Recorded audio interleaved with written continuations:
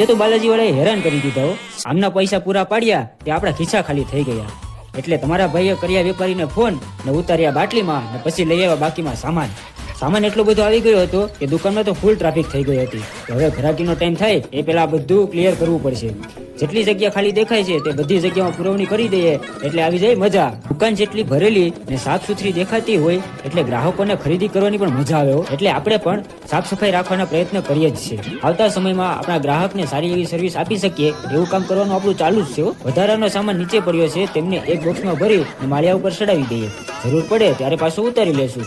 અત્યારે તો આ જગ્યા ખાલી કરવી જ પડશે.